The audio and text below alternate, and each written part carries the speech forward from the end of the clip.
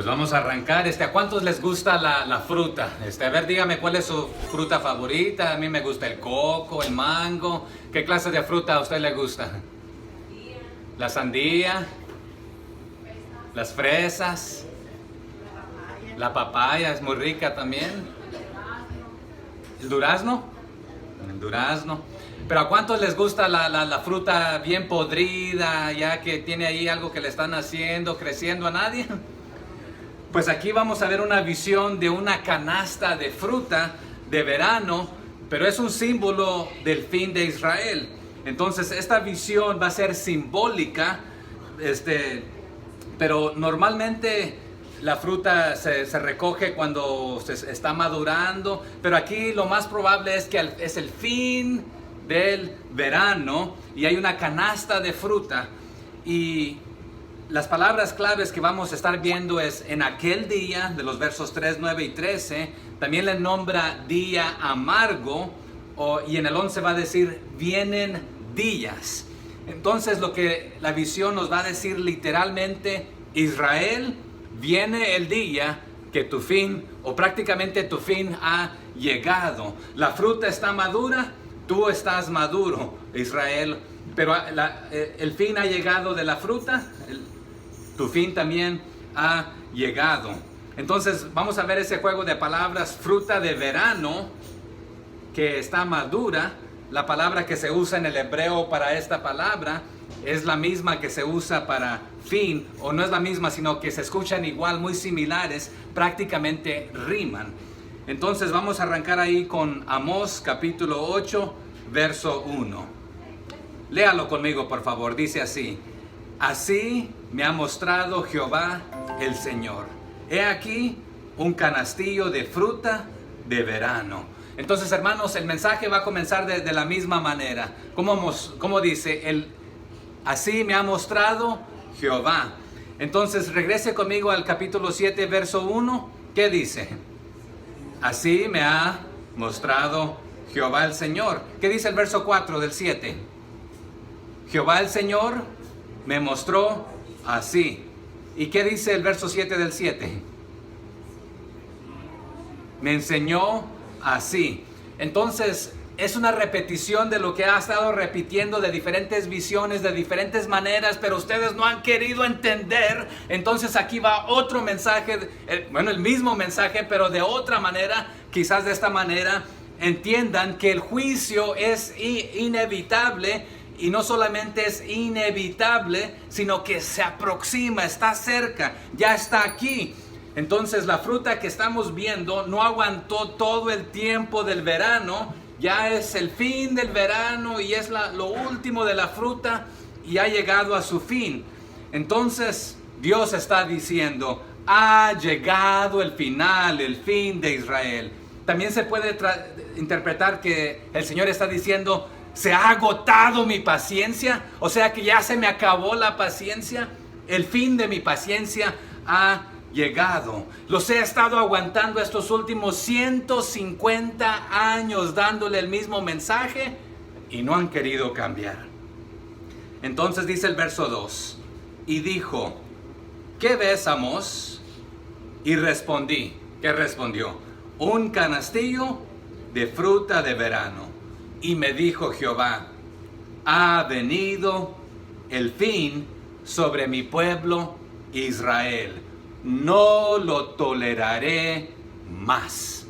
Si nos tomáramos el tiempo, Lamentaciones 4:18, Ezequiel 7 del 2 al 3, Ezequiel 7:6, usan la palabra esta misma de fin para describir la muerte de Judá, de la nación, del pueblo. Pero la canasta aquí de fruta madura ha llegado a su fin, al fin del verano, pero se puede traducir de diferentes maneras. O sea que está madura para ser consumida, o ha llegado a su fin siendo madura, que se ha podrido, se ha echado a perder. Pero si está madura y está lista para comerse, de cualquier manera ha llegado a su fin, porque alguien la va a devorar, se la va a tragar, se la va a comer, como lo quiera decir. Pero de igual manera ha llegado a su fin, pudriéndose o siendo consumida. Entonces de igual manera le está diciendo Amós al pueblo: Ustedes como Israel, ustedes como nación, también han llegado a su fin, ya sea que se han echado a perder, escogiendo su propia muerte y perdición en lugar de escoger la vida. ¿Se acuerda que les dijo el Señor? Pongo ante ustedes la vida o la muerte, el bien o el mal, la bendición o la maldición. Pero ustedes han escogido echarse a perder, pudrirse, llegar a su fin. En otras palabras, ustedes han han elegido su propia muerte. Entonces se han acabado tres cosas para los que van a apuntar en este momento. Ha llegado el fin del fruto, de la fruta, pero ha llegado el fin de Israel, pero también por el motivo que ha llegado el fin de la tolerancia o la paciencia de Dios hacia el pueblo. Entonces, todo se ha acabado, todo se ha agotado. Ustedes se echaron a perder, por lo consiguiente, yo ya me cansé de tenerles paciencia, de tenerles tolerancia. Eso también ha llegado a su fin. Por lo consiguiente, ustedes han llegado a su fin. En hebreo, la fruta madura se conoció como kais o kajais o kits también. Y prácticamente se puede decir que está en su tiempo último, en su último momento, en sus tiempos finales. Pero es la misma palabra o muy similar en hebreo, que es kits o fin o último momento. Entonces el fin de los intentos de corregir, les he mandado una cosa, les he mandado otra y no han querido escuchar, y les mandé esto y les mandé aquello y lo otro y no han querido. Entonces también otra vez el fin de pasarlo por alto, lo que ustedes están haciendo, ha llegado a su fin. Y lo único que queda es su muerte y destrucción, porque no han querido escuchar. Es más, también en el Nuevo Testamento, cuando alguien, un hijo de Dios, ha vivido rebeldemente y no ha querido cambiar y escuchar la palabra del Señor, dice, ¿sabes qué? Mejor entrégalo a Satanás para que haga de él lo que quiera, así salvando su alma. Pero prácticamente has elegido esto, has escogido esto. Por lo consiguiente, viene tu muerte y tu destrucción, viene tu fin. Y esta misma expresión era utilizada en estos tiempos, cuando a un paciente se le decía, se le aproximaba su muerte, pero rápidamente. O sea que estás pronto a morir. Pero más tarde nos va a aclarar que también se puede interpretar que el momento de cantar, las endechas, los servicios fúnebres han llegado. Y habrán tantos muertos que no quedará más energía ni voz para cantar los himnos fúnebres. Y nuevamente este es un juego de palabras. Es más, también Jeremías en el capítulo 1, versos 11 al 12, utilizó algo similar en su visión sobre la vara de almendro que se apresuraba para ser ejecutada. El Señor prácticamente darle sus latigazos al pueblo, diciéndoles, no los toleraré más. Y es lo que les decía allí en el 7:8. Jehová entonces me dijo, ¿qué ves, Amós? Y dije, una plomada de albañil. Y el Señor dijo, he aquí, yo pongo plomada de albañil en medio de mi pueblo Israel, no lo toleraré más. Y ya hemos hablado que la plomada de albañil era una cuerda, y prácticamente si la pared está chueca, la plomada va a mostrar que esto está recto, pero si la pared estuviera recta se miraría, pero ustedes están chuecos, por lo consiguiente hay que destruirlo para rehacer esto. Pero ha llegado su fin en este aspecto. Verso 3. Y los cantores del templo, ¿qué harán? Gemirán en aquel día. ¿Quién dice? Dice Jehová el Señor. Muchos serán los cuerpos muertos. En todo lugar los echarán fuera en silencio. Entonces, el sonido de los gemidos y la visión de los cuerpos muertos serán una señal de que ha llegado el día del Señor. Los cantores del templo serán silenciados en aquel día. Pero ¿qué estaban haciendo los cantores del templo? En lugar de alabar y glorificar al Señor, le estaban cantando a los dioses que habían levantado, a las vacas, a los de Acera, a Astarot, a otros dioses. Pero ustedes creen que están haciendo una fiesta y me la están haciendo a mí en celebración a mí. Se equivocan, les dice el Señor. Se equivocan. Lo han estado cantando a sus dioses, a los Baales, a los de acera, a los becerros de oro. Pero esos cantos, esas celebraciones de ustedes van a ser silenciados.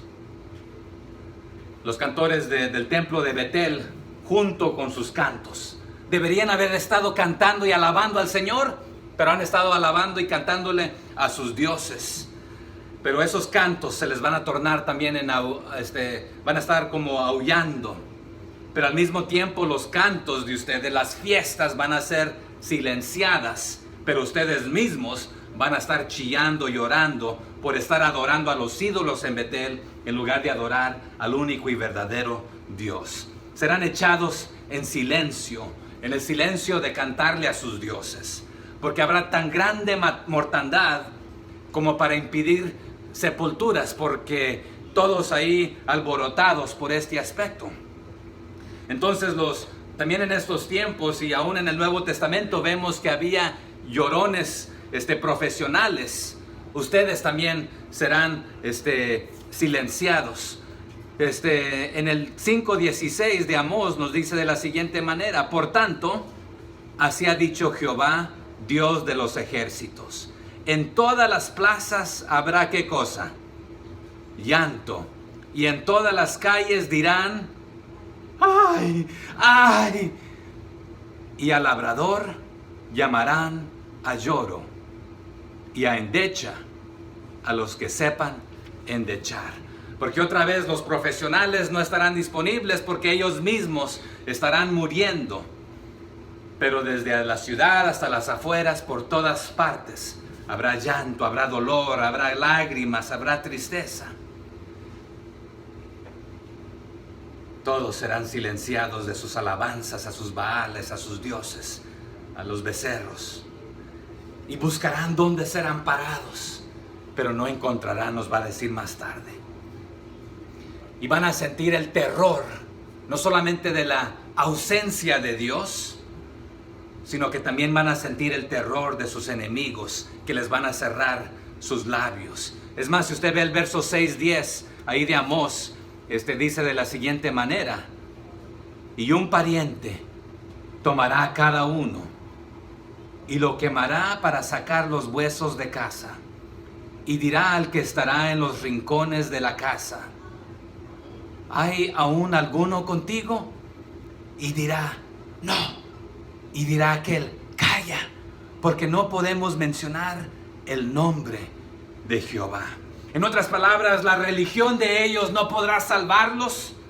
Sus cantos llegarán a ser parte de los lamentos, porque ha venido el juicio sobre Israel. Está cerca. Dice el verso 4 del capítulo 8: oíd esto, los que explotáis a los menesterosos y arruináis a los pobres de la tierra.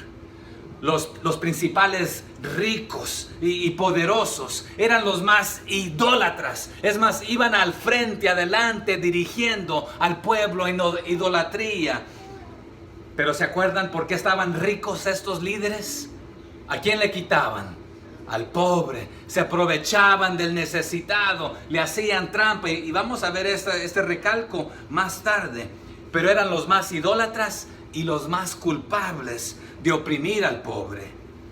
Es más, los despreciaban.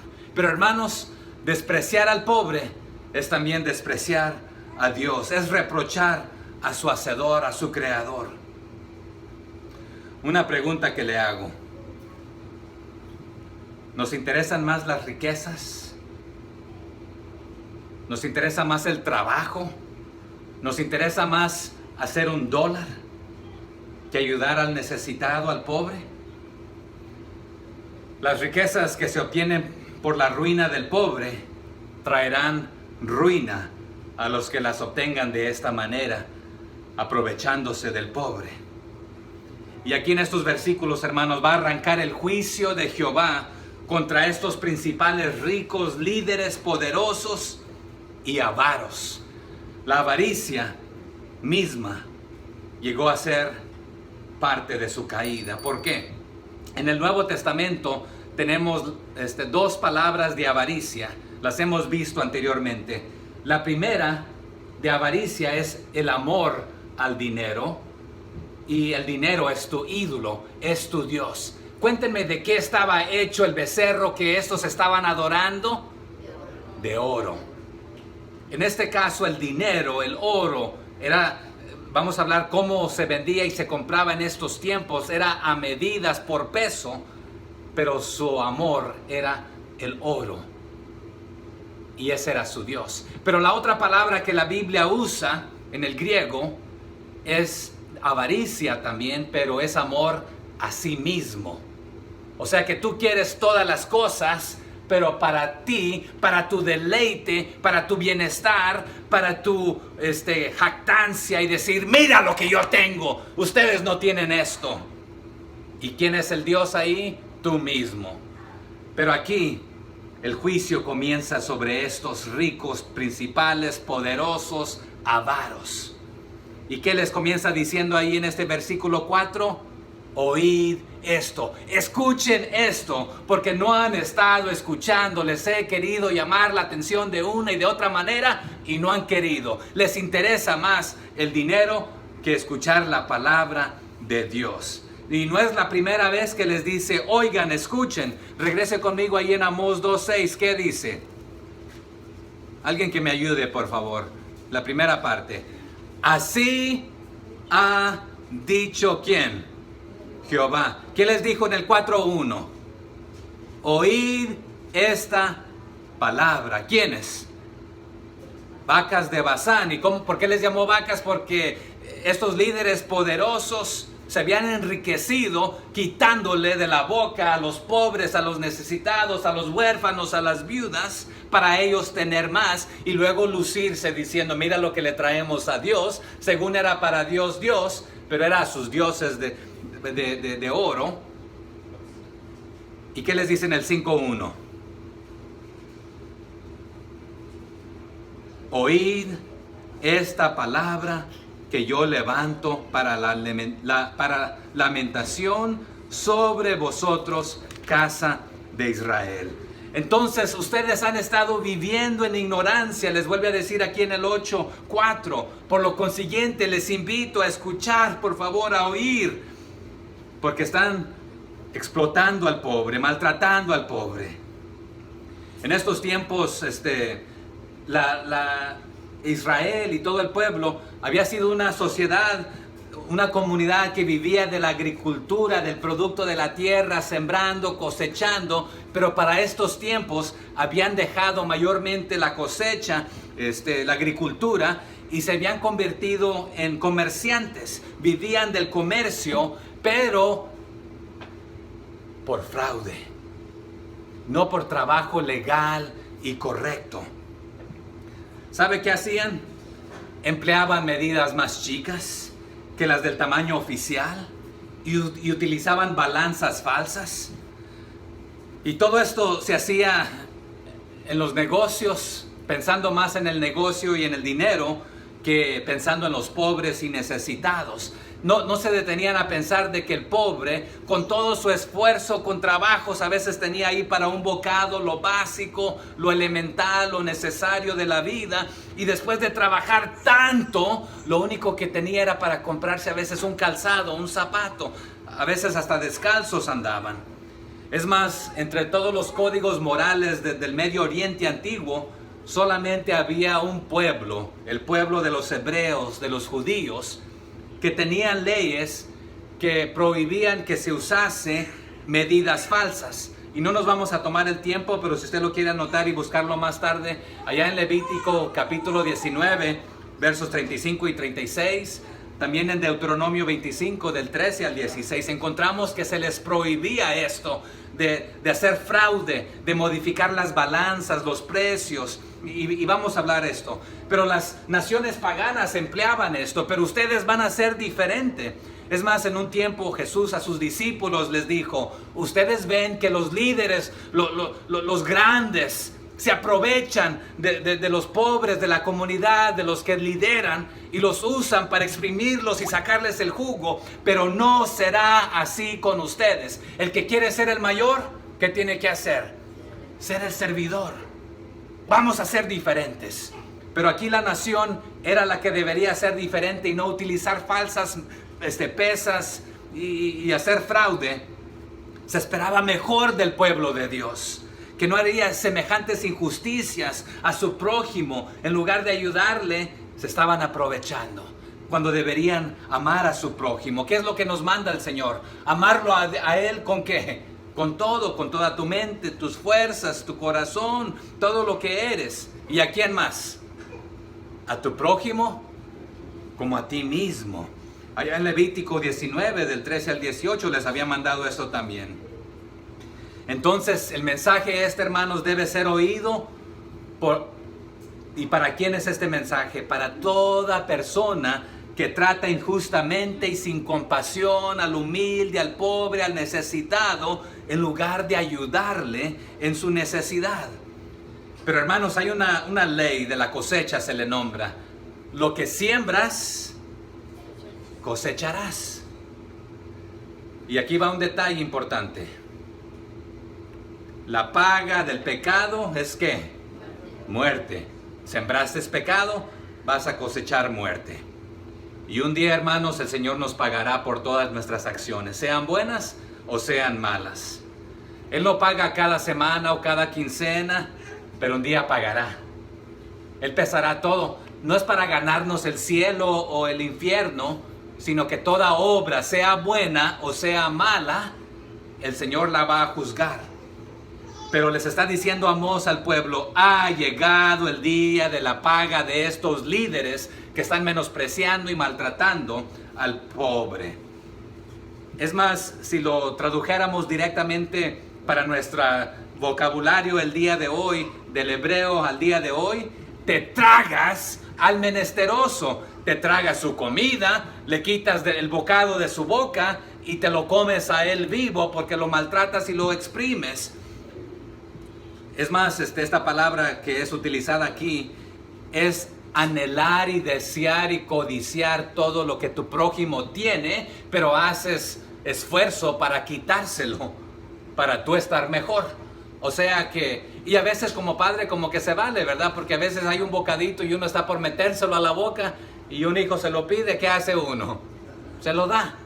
Pero ¿qué hacían estos? Ya tenían suficiente, miraban al pobre, al menesteroso, al necesitado y que le hacía falta y lo poco que tenía se lo quitaban.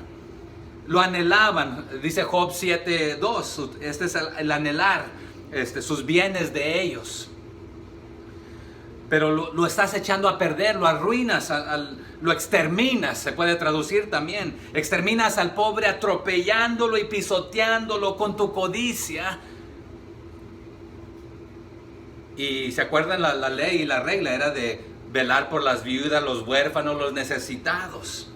Entonces prácticamente aquí está la condena para estos hipócritas religiosos, porque ¿qué hacen? Cumplen con sus requisitos de ir al templo, de ir a la iglesia, de cumplir con ciertas fiestas y las vamos a ver aquí enseguida, pero sí, llenas los ritos, haces los ritos que se te espera que se haga, lo que es ser religioso, pero de lunes a sábado cometes injusticias, y aún el mismo domingo, no lo dice de esta manera, pero lo vamos a ver que es lo que está diciendo, ni te aguantas de salir del templo para pegar corriendo, para seguir aprovechándote del necesitado, haciendo tus injusticias. Así que estrictamente observas los ritos, según para Dios, pero lo haces para tus dioses paganos, y según es para Dios, y según eso te hace espiritual a ti. En otras palabras, en domingo podemos pretender lo que queramos ser. Podemos pretender ser espirituales, pero Dios conoce nuestras mentes, nuestros corazones, y Él conoce la verdad y nos dará la paga de esto. Continuamos, 8:5, ¿qué dice? Diciendo, esto es lo que dicen estos ricachones líderes que deben ser líderes espirituales, pero ¿qué dicen aquí en el 5? Diciendo: ¿cuándo pasará el mes y venderemos el trigo y la semana, y abriremos los graneros del pan, y achicaremos la medida, y subiremos el precio, y falsearemos con engaño la balanza. Amós está diciendo en pocas palabras, cuando estás ocupándote en los servicios religiosos, en lo que haces ya por rutina, estás ahí presente, pero tu mente está en tus negocios, en tu trabajo, en los frijoles en la lumbre, en los quehaceres que tienes que hacer, o qué vas a hacer al salir del templo, a dónde vas a ir a comer, o lo que dejaste preparado para comer. En otras palabras, querían zafarse lo más pronto posible de los días de reposo. Los días de reposo, ¿para qué eran, hermanos? Eran consagrados para alabar a Dios, para descansar y dedicárselo a Dios. Y de las lunas nuevas, aquí no lo dice de esta manera, lunas nuevas, pero ¿cómo les dice? ¿Cómo fue? Inicio de mes, ¿cómo lo menciona aquí? Estás pensando de esta manera, ¿cuándo pasará el mes? Esto da a entender luna nueva y vamos a verlo aquí. Pero quieres que ya termine esto para irte a comerciar, irte a tu trabajo y o sea que estás aquí en cuerpo, pero tu mente ya está allá y cuando se acaba esto, pegas carrera para hacer aquello. ¿Será que este es el vivir de muchos cristianos el día de hoy? O que dicen ser cristianos. El día de reposo y la obra del día de reposo son una carga para ellos. ¡Ay, otra vez esto! Y ¡ay, estoy cansado! El Señor entiende. Era una carga para ellos ir a alabar y glorificar a Dios al templo. Pero con gusto ahí iban ahí bailando y gozándose que vamos a alabar a este ídolo de oro y traerle lo mejor. Pero para Dios, ay, otra vez, ya es luna nueva, mes nuevo, ay. Una pregunta aquí. ¿Podemos gastar mejor nuestro tiempo que en comunión y servicio con nuestro Señor, hermanos? ¿Será que hay mejor cosa que hacer en esta vida que alabar y glorificar al Señor?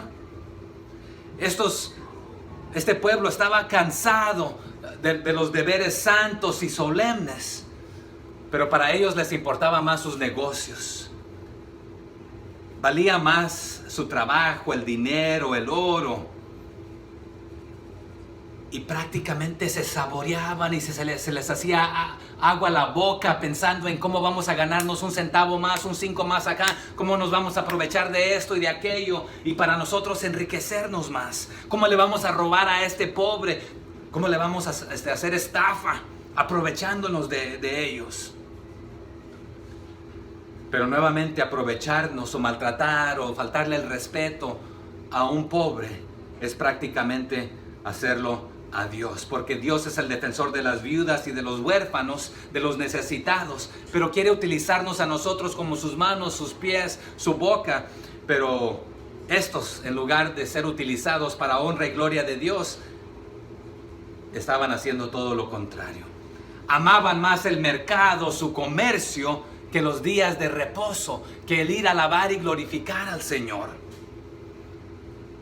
O sea que preferían estar vendiendo trigo en lugar de adorar a Dios. Porque como lo dijo, leamos ese verso otra vez, diciendo, ¿cuándo pasará el mes? O sea, las lunas nuevas. Y venderemos el trigo y la semana. O sea, porque ya queremos que pase el día de reposo. Porque ¿qué?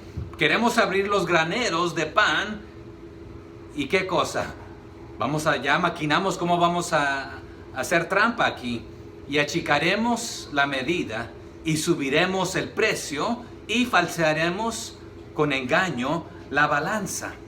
Entonces la luna nueva y el sábado habían de ser guardados sin trabajar ni comerciar. O sea que deberías descansar un día de la semana para dedicarlo al Señor, santificarlo, ponerlo aparte de trabajo para darle la honra y la gloria a Él en todo lo que ibas a hacer. Pero cada comienzo de luna nueva o cada inicio de mes, hacer lo mismo aparte del fin de semana o el comienzo de semana, como lo quiera decir.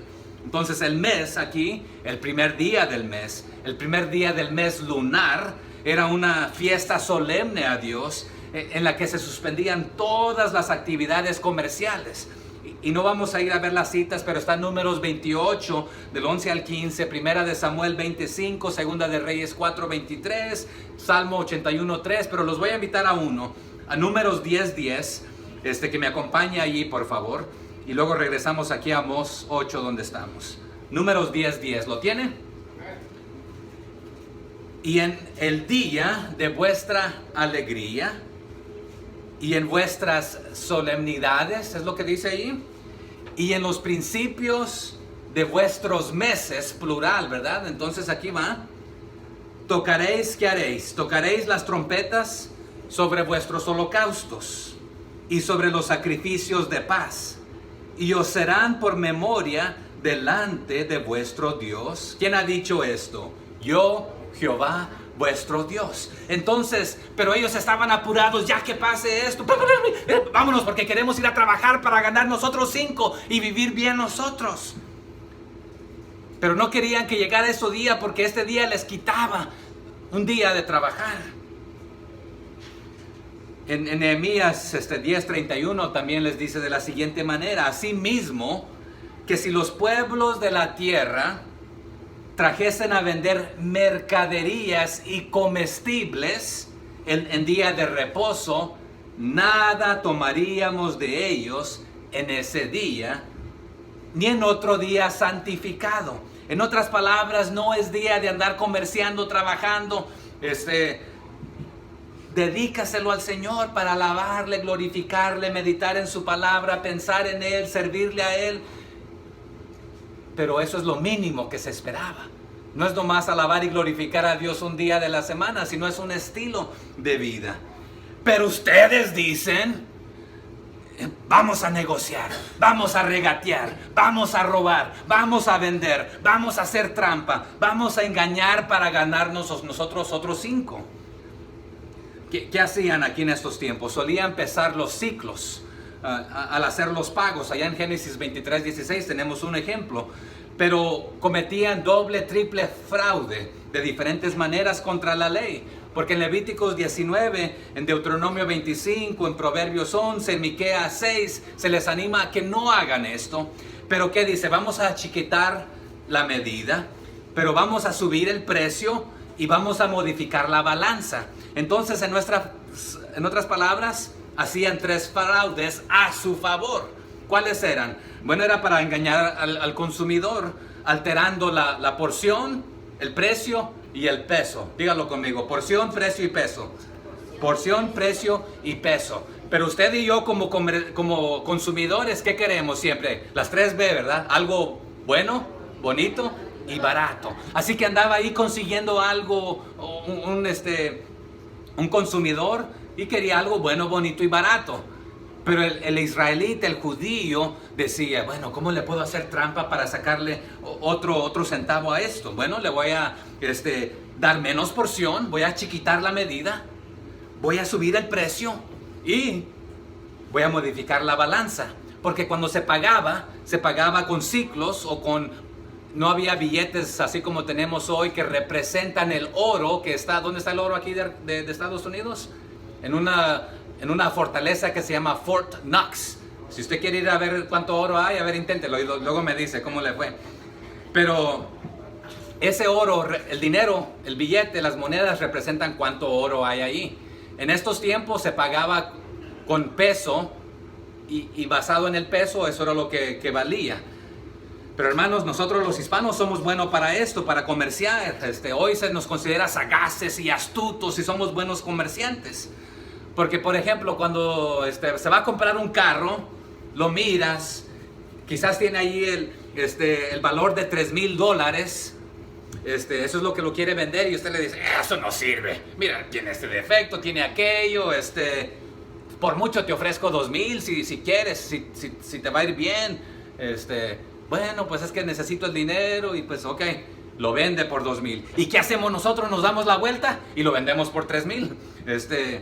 Pero si algo en ese tiempo, por ejemplo, tenía el valor de 5, al achiquitar la medida, daban lo de 4, pero le subieron el precio a 6, pero cuando pagaban, la balanza la tenían modificada para que pesara menos y le robaban otra vez allí. Entonces, si el precio era de 5, daban el de 4, le subieron el precio al 6, pero al pagar, pagaban 7 prácticamente, pero recibieron el valor de 4. Entonces robaron por lo menos 4, 5, 6, 7, 3 veces, porque otra vez, ¿qué era? Precio, se me daron las otras 2 P's, ayúdenme. Peso, precio y... ¿Sí están tomando nota o no? Porción, ¿verdad? Porción, precio y peso. Pero 3 veces estaban haciendo trampa. Pero, ¿qué hacían estos mercaderes? No solamente hacían 3 veces trampa en cada negocio, sino que religiosamente cumplían, como cumplir por cumplir, con las fiestas religiosas, pero su espíritu realmente no estaba ahí, sino que estaban maquinando cómo más van a hacer trampa la siguiente. Es más, les tengo una confesión. Cuando fui pequeño hice alguna trampa de esta. Porque allá en un estado, si usted aplasta las latas y las va a vender, le dan por peso. Pero si les echa un poquito de arena, unas piedritas, ¿sabe que pesan más? Pero eso es robar. Eso es robar. Pero una pregunta. ¿Usted le ha robado a Dios? Diríamos, no, hermano, yo no le robo a Dios. Él conoce que todo. Bueno, ¿usted le da a Dios el tiempo que Él le pide, lo que Él merece? ¿Le da lo mínimo? Lo que está diciendo, dame un día por lo menos. Dame toda tu vida, porque todo lo que tú tienes es mío, lo que está diciendo el Señor. Pero tú con fuerzas le das un ratito y luego te quejas de ese ratito del sábado, o sea que del día especial santificado para el Señor. Y cuando se hace una convocatoria para el primero del mes también para hacer esto, pues ahí vas renegando y que ni se dan cuenta que uno tiene que trabajar para salir adelante. Entonces cuando le dedicas tiempo al Señor, ¿le das lo mínimo? ¿O estás más interesado en hacer más dinero, más dinero, más dinero, más dinero y más dinero? Sin importarte cualquier otra cosa más que esto. Cuando le dedicas tiempo también, ya hablando cuando le dedicas tiempo, ¿se lo dedicas al 100%? O sea, adorándole en espíritu y en verdad, en todo. ¿O será que nuestra religiosidad es como un tipo cortina, ahí como que medio cubriendo nuestras acciones sin ética que vivimos entre semana? Como que diciendo, Dios, ya cumplí con ir el domingo a la iglesia, ya cumplí con ir los miércoles a un centro de acción, ahora debes bendecir mis negocios, aunque ande ahí chueco, haciendo negocios chuecos, quiero que me bendigas. O somos tan avaros de las ganancias injustas que no podemos ni darle a Dios, no solamente un solo día, lo sagrado, sino que no nos dedicamos ni de lleno, o no le, como dijo Malaquías, no traemos los diezmos al alfolí, porque bueno, el Señor entiende. Realmente Él conoce nuestro corazón, sí. Y tampoco debemos dar con tristeza, sino por alegría, y cada quien es en acorde a lo que el Señor ha puesto en su corazón. Pero también a veces queremos apantallar y pretender ciertas cosas. Y no tenemos el tiempo para ir a ver la historia de una pareja que no tuvo que haber dado lo que dijo haber dado, pero fueron sus intenciones, que dijeron, lo dimos todo. Pero porque querían que, oh, bravo, bendices algo y lo dices todo al Señor, gloria a Dios, qué bien. Pero quería pretender. ¿Y por qué permitieron que Satanás pusiera esto en su corazón? Así que para muchos comerciantes el tener que observar estos días de descanso reducía su oportunidad de realizar más ganancias deshonestas. Verso 6. ¿Qué dice? Para comprar los pobres por dinero y los necesitados por un par de zapatos, y venderemos los desechos del trigo. O sea que ustedes prácticamente están pensando cómo van a obligar a los menesterosos por un poco de dinero o por cualquier otra cosa o necesidad que ellos tengan, que se vendan a ellos a ustedes como esclavos para simplemente suplir sus necesidades básicas, para ganarse el taco del día. Y otra vez esta era una violación descarada de allá de Levíticos 25:39. No tenían que hacerle esto al pobre. Pero regresa ahí conmigo a Amós 2:6 también. ¿Se acuerda qué hacían? Ahí en Amós 2:6. Así ha dicho Jehová: por 3 pecados de Israel, y por el cuarto no revocaré su castigo. ¿Por qué? Porque vendieron por dinero al justo, y al pobre, ¿por qué?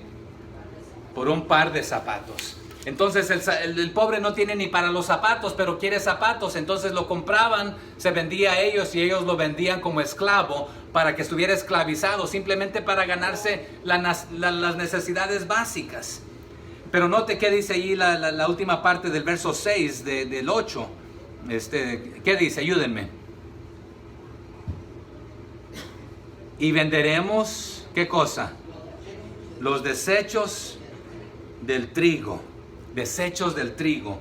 En otras palabras, al rico le vendían el trigo, la harina pura, lo mejor, pero el pobre, el necesitado, el menesteroso, no tenía ni lo suficiente para esto.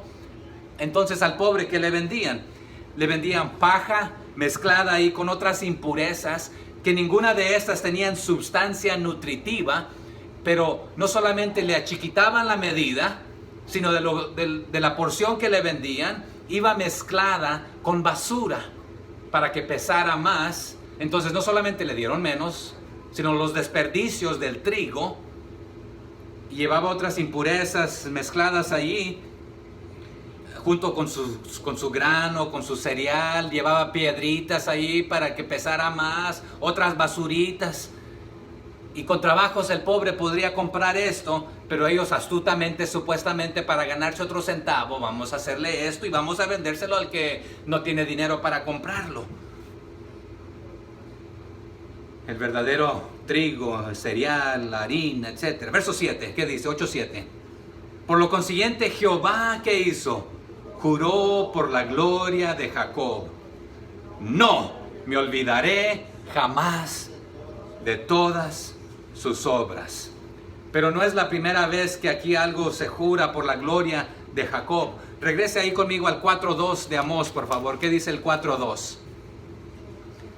Jehová el Señor juró por su santidad. ¿Por quién mismo? Por él mismo, por su santidad misma, ¿verdad? Dice el 4:2 ahí.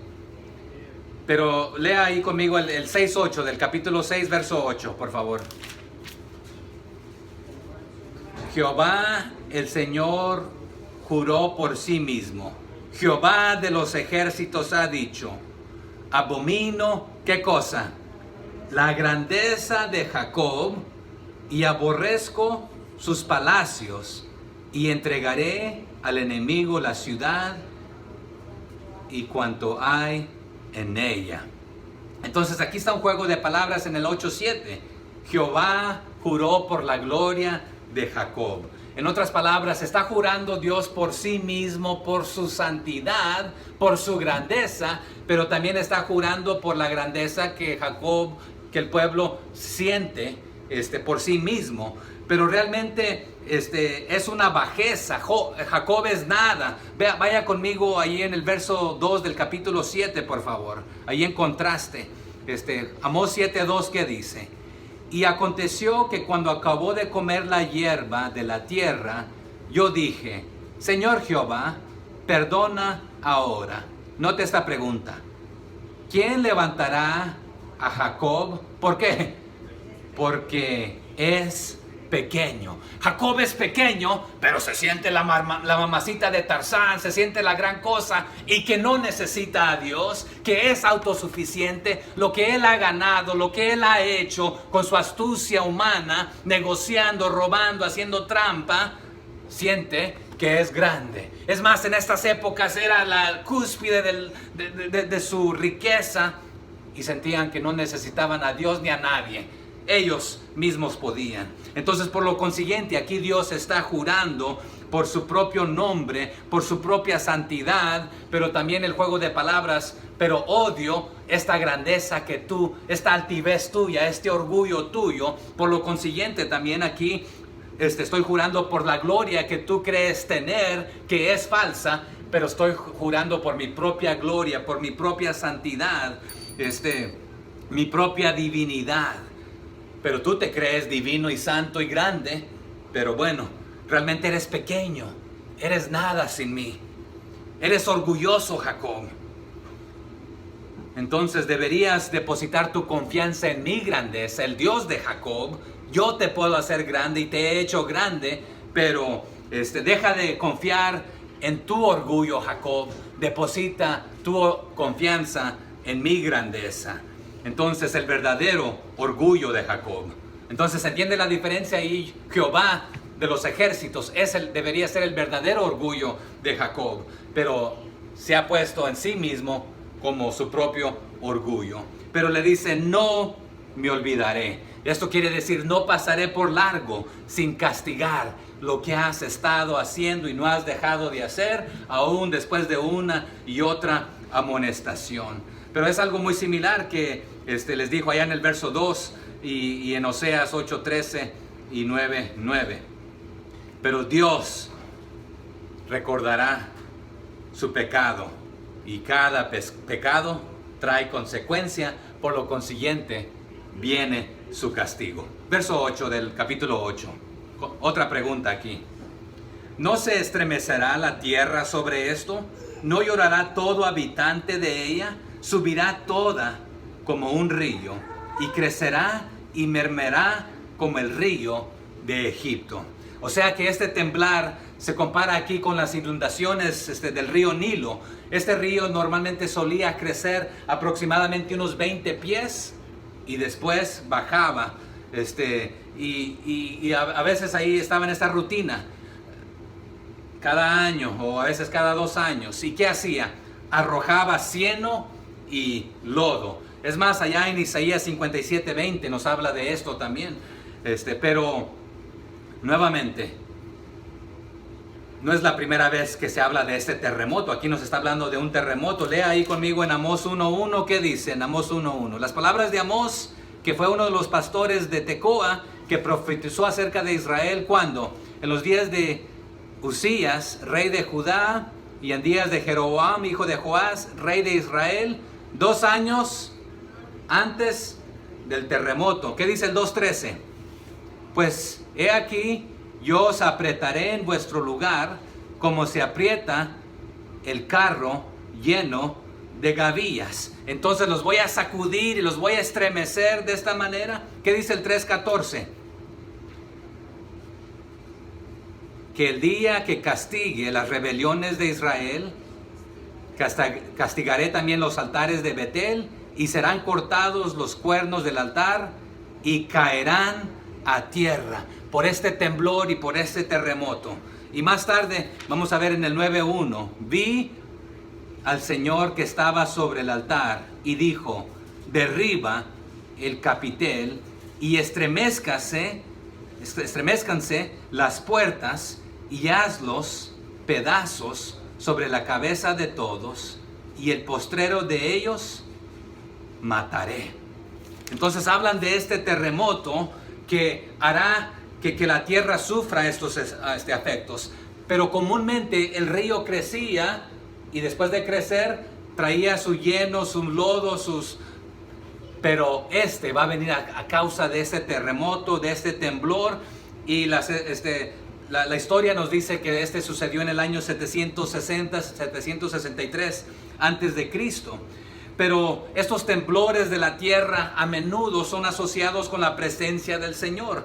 Y ahí como vimos en el 9:1. Pero se acuerdan que cuando el pueblo estaba ahí saliendo de Egipto, el hermano Sergio nos citó Éxodo ese rato. Cuando él hablaba, había temblor también en este aspecto. Pero aquí nos está diciendo en este verso de Amós, subirá por el temblor, el terremoto que habla, se agitará y luego todo menguará, pero va a dejar desastre de todo. Entonces, la idea que les está presentando Amós es esta. Ustedes no tienen control de los terremotos. O sea que ustedes no pueden hacer nada para detenerlos. Entonces, esto les inspiraba a ellos temor, miedo, porque no podían hacer nada en cuanto a ello. Pero les está diciendo, así será peor el efecto del poder del Señor cuando su juicio venga contra ustedes. Amós 8:9, continuamos. Acontecerá en aquel día, dice Jehová el Señor, que haré que se ponga, ¿qué cosa? El sol a mediodía, o sea que se oscurezca, y cubriré de tinieblas la tierra en el día claro. Si leyéramos también las crónicas de los de Asiria, se sabe que en los tiempos de Amós, en junio 15 del año 763 antes de Cristo, hubo un eclipse solar visible en todo el oriente. Pero para los antiguos, estos eclipses y estos terremotos normalmente eran señales del juicio del Señor.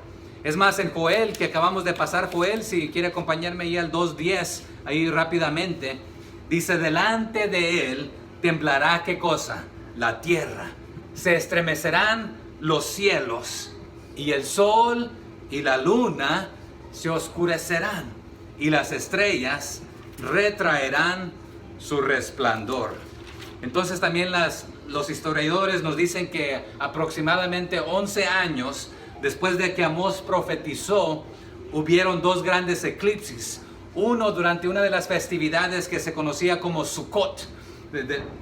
También se le conoce como las fiestas de las... ¿Quién me ayuda? Las fiestas de las cabañas. Y otro sucedió un poco tiempo ahí durante una de las fiestas que se le nombraba la fiesta Pesaj, que también sale siendo la fiesta de las Pascuas. Pero también han habido otros, como en el 9 de febrero del año 784 antes de Cristo. Pero ¿a qué voy con esto? Sin duda, Dios emplea los desastres naturales para sus propósitos. Pero solo Dios sabe cuándo va a ser ese día final, cuando Él regrese y esto suceda. No tenemos el tiempo para ir a ver a Mateo 24 del 6 al 8, pero nos habla de esto, si usted lo quiere leer más tarde. Pero Amós ya les había dicho allá en el 5:18, les dijo de la siguiente manera: ay de los que deseen el día de Jehová. ¿Para qué queréis este día de Jehová? Será de tinieblas y no de luz. O sea que las tinieblas a mediodía es emblema de grandes calamidades, de grandes problemas. Jeremías 15:9, Ezequiel también hace mención de esto en el capítulo 32. Pero aquí continúa el mensaje. Ya les dio este mensaje, aquí viene un segundo mensaje. Y este segundo mensaje es que viene oscuridad, viene dolor, viene amargura. Ahí será el lloro y el crujir de dientes, es lo que nos dice Mateo. Pero aquí viene un día amargo, viene oscuridad. Dice el verso 10 del 8. Y cambiaré vuestras fiestas en lloro, y todos vuestros cantares en lamentaciones, y haré poner cilicio sobre todo lomo, y que se rape toda cabeza, y la volveré como en llanto de unigénito, y su postrimería como día amargo. ¿Se acuerdan que el cilicio en la cabeza era algo de luto, de dolor? El raparse la cabeza eran señales de luto. Allá en Génesis 37, Levítico 21, Jeremías 16, entre otros. Aunque para el israelita era prohibido raparse la cabeza a causa de muerto. No, allá lo dice Deuteronomio 14:1, no te rapes la cabeza por un muerto. Pero era practicado entre las naciones vecinas del pueblo. Allá en Isaías 15, Jeremías 47, Ezequiel 27 nos dicen Pero les está diciendo aquí Amós, de parte del Señor, sus fiestas las voy a reducir a un estado que habrá el mismo motivo de llorar al perder a tu único hijo, que prácticamente es como perderlo todo, quitándoles la esperanza futura, porque si era tu único hijo, ya no va a haber descendencia, no va a haber nada, lo vas a perder todo. Y Jeremías 6 y Zacarías 12 nos hablan de esto también. Pero vas a perderlo todo hasta arrancarte las greñas, el pelo de la cabeza, y quedar pelón de tanto dolor y tristeza de esta manera. Verso 11. He aquí, vienen días, dice Jehová el Señor, en los cuales enviaré hambre a la tierra. No hambre de pan, ni sed de agua, sino de oír la palabra de Jehová. Aquí va el tercer mensaje. Les viene hambre espiritual. Hambre espiritual. El día de la tribulación aquí revela cuán fuertes o cuán débiles son los recursos interiores, lo que hay dentro de ti. Una vida nutrida solamente con los placeres de este mundo, pronto, hermanos, será completamente despojada cuando estos se acaben. ¿Se acuerdan qué le pasó al joven rico que le pidió al padre lo que le pertenecía? Cuando había abundancia, tenía amigos, tenía fiesta, pero cuando se le acabó todo, se le acabaron los amigos, se fue todo, vino el hambre, vino la necesidad. Pero si tú tienes a Cristo, si usted tiene a Cristo, hermanos, puede faltarte cualquier cosa, pero puedes estar firme en esta certeza que el que puede salvar tu alma, tu espíritu, puede ayudarte. Eso fue cuando dijo Pablo, todo lo puedo en Cristo que me fortalece. ¿Cuándo lo dijo? Él había pasado hambres, desnudez, maltratos, abusos, cárcel, frío. Y fue por eso que dijo, todo lo puedo en Cristo.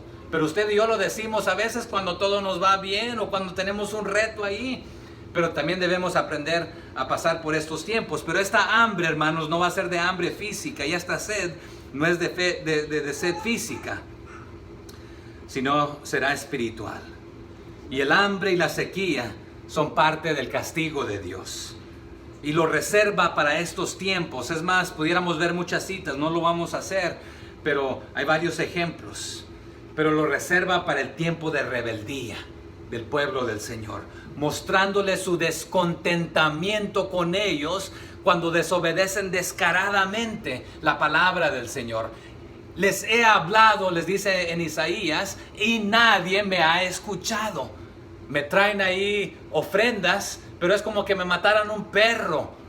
Me da asco. Según quieren impresionarme con lo material. Si quieren impresionarme, les dice ahí en el capítulo 66 de Isaías, lo que a mí me impresiona es un corazón roto, contrito, humilde, humillado, quebrantado y que tiembla mi palabra. Pero ustedes han estado en rebeldía. Por lo consiguiente les voy a mostrar mi descontentamiento y voy a apartar de ustedes toda mi palabra. Entonces, en cualquier momento, hermanos, y mayormente en el tiempo de problemas, el hambre de la palabra del Señor es un juicio pesado. Su comercio, sus ganancias, su oro, sus ídolos, sus negocios, sus dioses, no podrán salvarlos en aquel día. Y van a anhelar, van a desear poder escuchar la palabra de Dios. Aún van a anhelar poder escuchar su nombre. Leímos el pasaje que dice, calla, no podemos decir el nombre del Señor porque morimos. Pero en tiempo de necesidad no recibirán confort de Dios, no recibirán guía de Dios, ni tendrán en quién ni en qué refugiarse. El hambre, hermanos, va a ser grave y no se satisface con carne material ni con pan. Esta gente en este momento lo tenía todo, tenía abundancia, no le faltaba nada. A los ricos que se les está hablando aquí, tenían de los lujos más lujosos del Medio Oriente, todo lo que el dinero, el oro pudiera comprar en estos tiempos. Pero su corazón estaba lejos de Dios. Es más, por ahí Jesús algo también dijo, estos con sus labios, ¿qué hacen? Me honran, pero su corazón, ¿dónde está? Lejos, lejos. Había un gran espacio, pero en este momento van a desear escuchar la palabra de Dios. Es más, si regresáramos ahí unos capítulos anterior, sus profetas y sus sacerdotes falsos, ¿qué le dijeron a Amós? ¡Cállate! No hables aquí.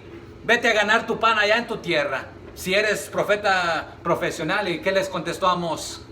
Yo no vivo de esto. Es más, yo ahí recojo higos, ando detrás del ganado,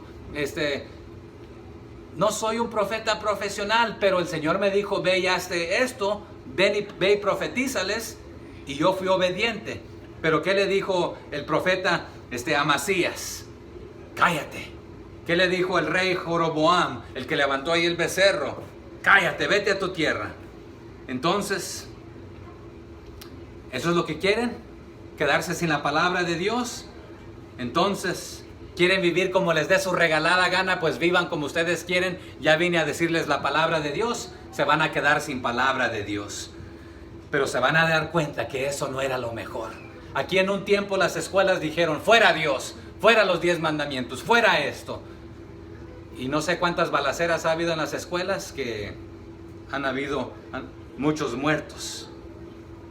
Pero se van a dar cuenta que no era lo mejor.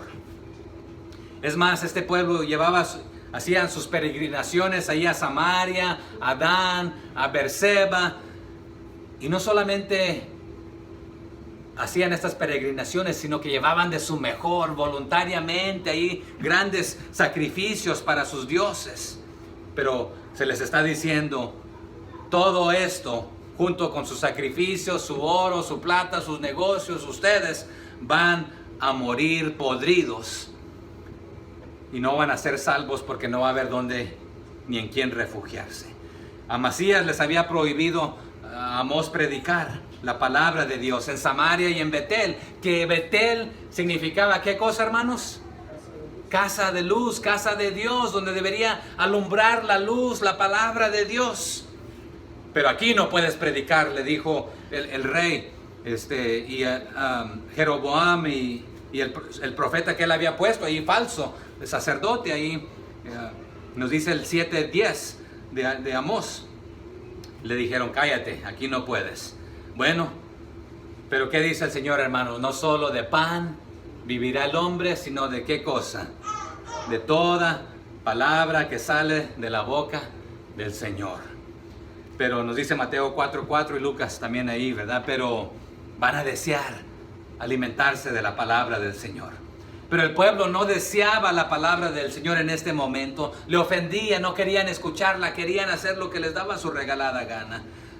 Pero debido a su apatía, Dios quitaría toda oportunidad de escuchar la palabra de Dios. Usted y yo, hermanos, hoy en día en la historia tenemos acceso a más Biblias en diferentes versiones, traducciones. Está la Reina Valera, la versión actual, la nueva versión internacional, la Biblia del Oso, la nueva versión, la Viviente, las Américas, si pudiera mencionarle todas las que hay. Pero ¿cuál de ellas leemos? ¿Cuál de ellas escudriñamos? Y hoy en día muchos buscan la respuesta y la solución en aquí, en acá, en aquello, en lo otro, para sus problemas. Pero a veces como de último recurso en las Escrituras o en Dios. Pero aquí, al rechazar la palabra de Dios, es rechazar a Dios mismo. Por lo consiguiente, por cuanto te avergonzaste de mí y me rechazaste a mí, ¿qué dice el Señor? Yo me avergonzaré de ti, te desecharé, te rechazaré también. Espero que usted no haya rechazado al Señor, que lo haya hecho su Señor, su Rey de usted. Los judíos, hermanos, rechazaron al Mesías. ¿Qué dice Juan? A lo suyo vino y los suyos no le recibieron. Entonces, por lo consiguiente, dice Mateo 21:43 también, yo los rechazaré a ellos. Verso 12. E irán errantes de mar a mar. En otras palabras, de este al oeste, desde el norte hasta el oriente. Discurrirán buscando palabra de Jehová y no la hallarán. O sea que en el momento de esta gran crisis, terremoto, oscuridad, muerte, llantos, tristeza, dolor, el pueblo, los que queden irán corriendo para este mar, al Mediterráneo, y no van a encontrar. Van a correr hacia el oeste, al mar muerto, y no van a encontrar. De este a oeste, tratando de encontrar un profeta, un predicador, alguien, un vidente que escuche, que les hable la palabra del Señor, que les haga saber la voluntad de Dios, pero no hallarán a nadie, porque Dios permanecerá en silencio. Es más, también termina el Antiguo Testamento y el Nuevo Testamento y se le considera como un tiempo de silencio. Pero andarán toda la extensión de la tierra tratando de escuchar de Dios. Pero tan distanciados estaban sus corazones de Dios que van a querer escuchar la voz de Él. Pero no menciona que acudieron hacia el sur, a Jerusalén, a Judá, para escuchar de Dios. Pero también es porque temían los reinos del sur, estaban enemistados, estaban divididos, ¿se acuerdan? Pero más hacia el sur estaba Egipto, era un enemigo. Y ahí pues menos vamos a ir a escuchar de Dios porque ahí nos van a matar. Pero la búsqueda de la palabra de Dios tampoco sería motivada por un sincero corazón de buscar y entregarse completamente a Dios, sino que iba a ser motivado por que se encontraban bajo el juicio de Dios, el terror de Dios. Y viendo que todo el mundo está cayendo muerto, pues ¿qué vamos a hacer? Vamos a hacer algo, vamos a escuchar, vamos a buscar la palabra de Dios. Verso 13. En aquel tiempo, las doncellas hermosas, también las feas, pero les voy a explicar qué dice ahí, y los jóvenes desmayarán de sed. Y esta sed es de oír las palabras del Señor, porque ya nos dijo anteriormente que no era sed física ni hambre física, pero la sed de oír la palabra de Dios, hallándose privados de toda consolación. Y qué triste, hermanos, que si los jóvenes son más fuertes que los ancianitos y los débiles, aún los jóvenes y los más fuertes desmayarán.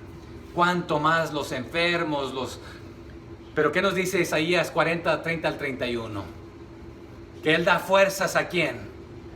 Al cansado. Pero ¿qué dice? Levantarán alas como... Y ahí léalo más tarde, ¿verdad? Pero los jóvenes se cansan, corren, se fatigan, desmayan. Pero aquí otra vez, si no tienen la palabra del Señor, irán por otros rumbos, desmayando ahí. Entonces aquí el cuarto mensaje es su caída final. La esperanza del futuro son los jóvenes, se dice. Pero prácticamente ellos han vendido el futuro de sus jóvenes. Los han hipotecado ahí porque no les enseñaron la palabra del Señor. ¿De quién era la tarea? Enseñar a los jóvenes la palabra del Señor, a los niños, de los padres. Cuando te levantes, cuando te acuestes, cuando te sientes, cuando andes, en todo tiempo. Pero lo que preferiste es enseñarles a adorar el dinero, a los ídolos, a las vacas, a los de oro. Entonces vendiste su juventud, el futuro, pero van a llorar como que sus jóvenes, el único joven que tenías, el único hijo murió, todo tu futuro perdido. Entonces cuando ignoramos al Señor, hermanos, vamos a ser llevados por cualquier doctrina, por cualquier viento de doctrina, por cualquier cosa que nos llame la atención. Y a los jóvenes con más ganas se van a ir de esta manera. Y el mundo se los va a llevar y los va a tomar de la garganta y los va a apretar hasta dejarlos caer muertos y no se puedan levantar.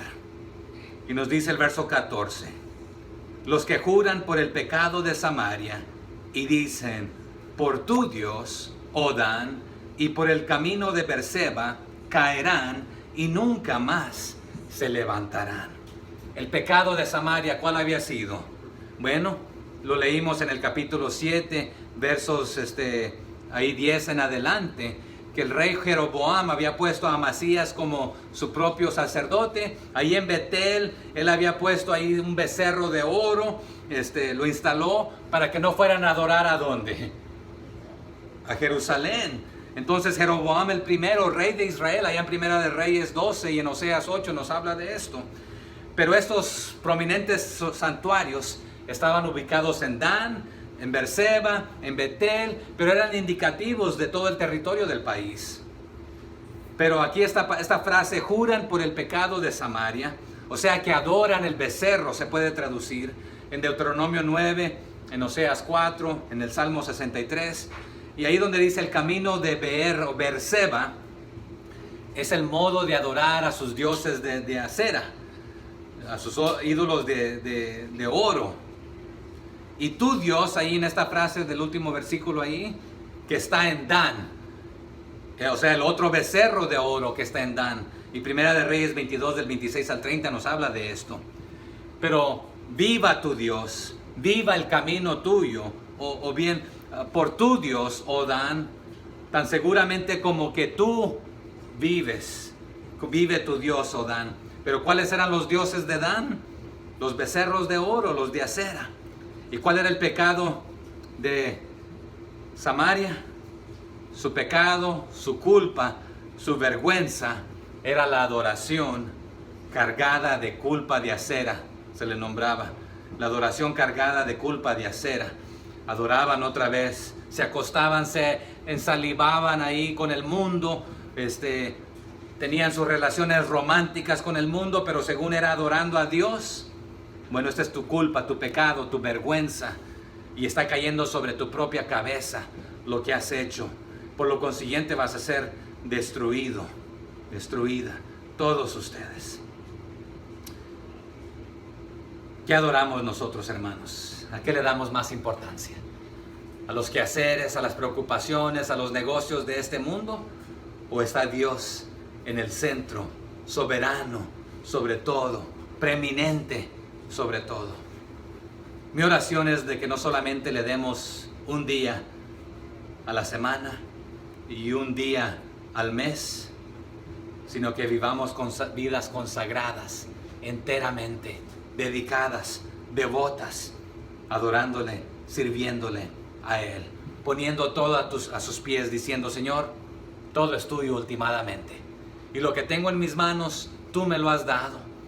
Y mi oración es de que todo lo que ganemos, nos lo ganemos con esfuerzo, hecho y derecho, con trabajo fuerte, que seamos los mejores trabajadores de nuestro trabajo donde trabajamos, que seamos ejemplares, ¿sí? A veces hay que trabajar fuerte, pero no le robemos tampoco al trabajo porque tiene mucho, y yéndonos ahí horas extras al baño, un paseíto, y eso no es lo mío. Y ya terminé. Pero los de Chick-fil-A trabajan fuerte, hermanos. Trabajan fuerte. Pero ellos todavía se paran por algo. No han doblado rodilla. Y todo el mundo les dice: ¿por qué no abren en día domingo? Bueno, todo trabajador se merece por lo menos un día de descanso, y lo dedicamos al Señor. ¿Todos que trabajan en Chick-fil-A van a la iglesia? No necesariamente. Pero todavía son unos de los restaurantes que venden más aquí en Conway comparado que los otros restaurantes. Pero bueno, que lo que hagamos donde trabajemos lo dediquemos al Señor para su honra y su gloria, pero que por lo menos descansemos un día para dedicarlo al Señor, sea cual sea el día, que lo dediquemos al Señor. Padre, gracias por su palabra. Mi oración es, Señor, que vivamos vidas consagradas día tras día, los 7 días de la semana, los 30 o 31 días del mes, los 365 días del año. Que santifiquemos todos los días, pero mínimo, Señor, que lo demos voluntariamente un día, con alegría, con gozo, y todo lo que hagamos sea para su honra y su gloria, que lo demos de lleno completamente. Úsenos entre semanas, Señor, dedicados a usted en su servicio, en alabanza, al testificar, al discipular, a leer su palabra, al compartirla con otros, Señor. Y que no sea algo de vez en cuando, o cuando es conveniente, o cuando no tenemos nada que hacer, o porque no hay trabajo, porque sabemos que trabajo siempre habrá, siempre, siempre. Pero a veces no hacemos el tiempo para lo mejor. Así como Marta y María, una prefirió los quehaceres de esta vida, pero otra escogió lo mejor, estar a sus pies. Que nosotros hagamos lo mismo y demos la honra y la gloria en todo. Perdónenos si le hemos fallado en algún negocio, y ayúdenos a rectificar lo que tengamos que rectificar, y que usted nos use para su honra y su gloria. Ayúdenos a preocuparnos por el necesitado, el pobre, el débil, el que tenga alguna necesidad, y si está en nosotros el poder hacerlo, que lo hagamos para su honra y su gloria. Y a veces, Señor, podemos dar aún más allá de las fuerzas que tenemos, así como vemos en la iglesia en el capítulo 15 ahí de Corintios en adelante, que dieron más allá de su capacidad. A veces necesitamos esforzarnos y quizás ayunar para poder ayudar a alguien, Señor. Pero úsenos en todo momento. En el nombre de Cristo Jesús ponemos el resto de este día. Amén.